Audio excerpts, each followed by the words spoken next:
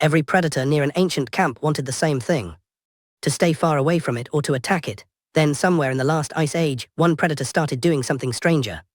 It got closer on purpose, again and again for generations until it wasn't a predator anymore. That predator was the grey wolf.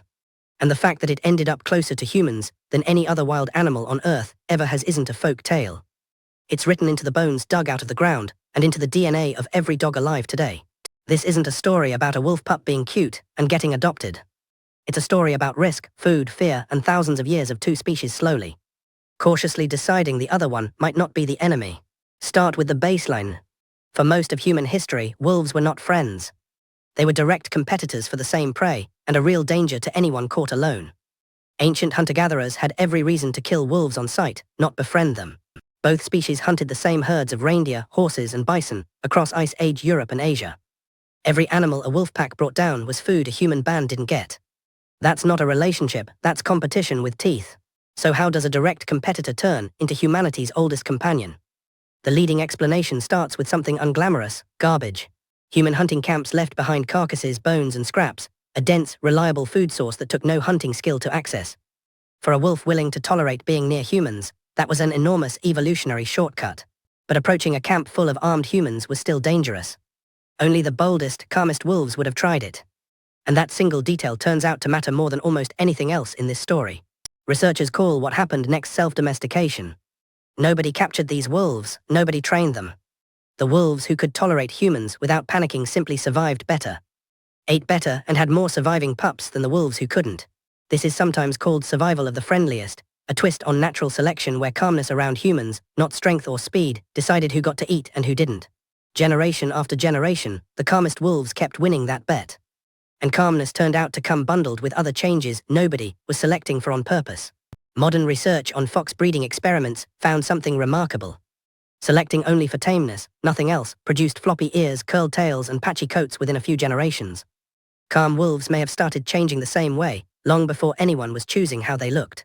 Tamer temperament and physical change seem to be linked deep in the biology, tied to the same developmental pathway. Select for calm, and the body starts to follow, without anyone breeding for a specific look at all. This isn't just theory.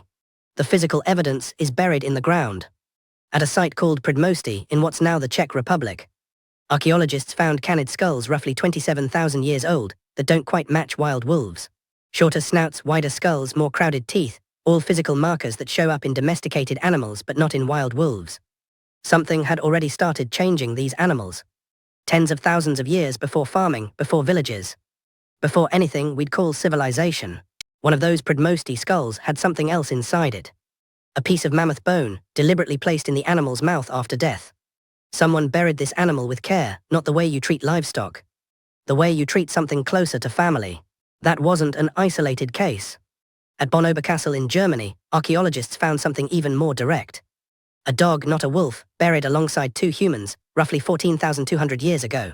Analysis of that dog's teeth showed something striking.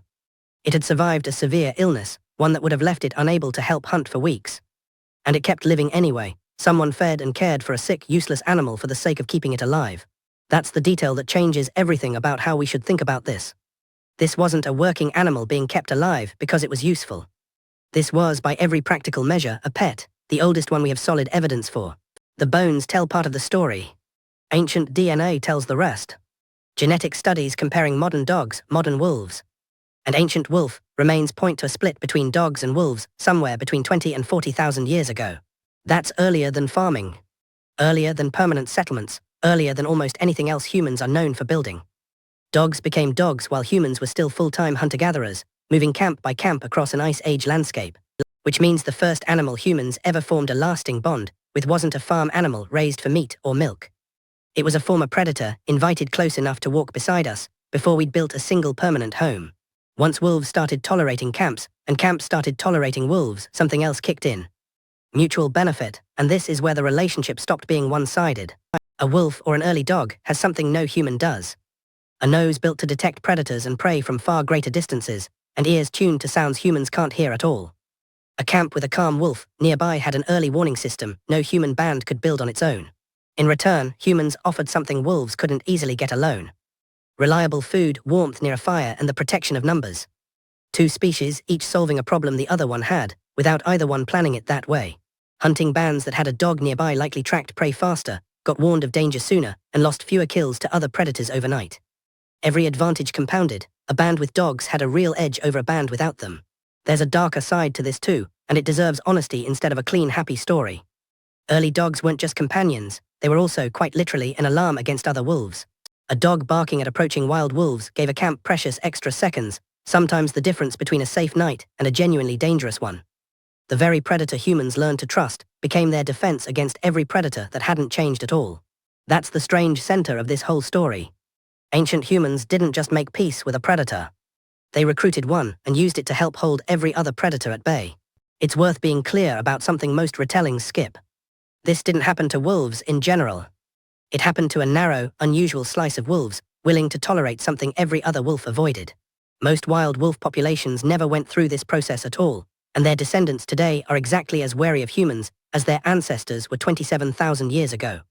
Only one narrow branch took the other path. That branch is the one every dog alive today descends from. Every breed, from the smallest lapdog to the largest guard dog, traces back to that same narrow population of unusually bold, unusually calm Ice Age wolves. Here's the part that connects directly to today.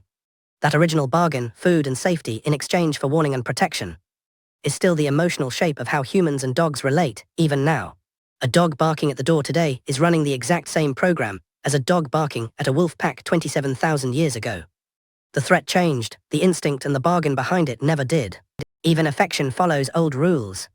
Modern research has found that dogs and humans experience a rise in oxytocin, the same bonding hormone involved in human parent-infant attachment, simply from making eye contact with each other.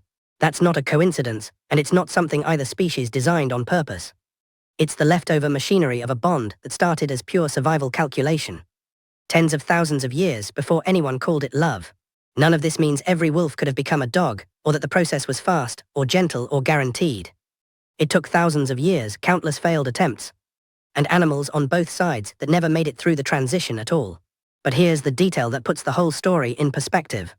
Every dog alive today, every single one, exists only because a small number of wild predators, thousands of generations ago, made a bet that humans were worth the risk.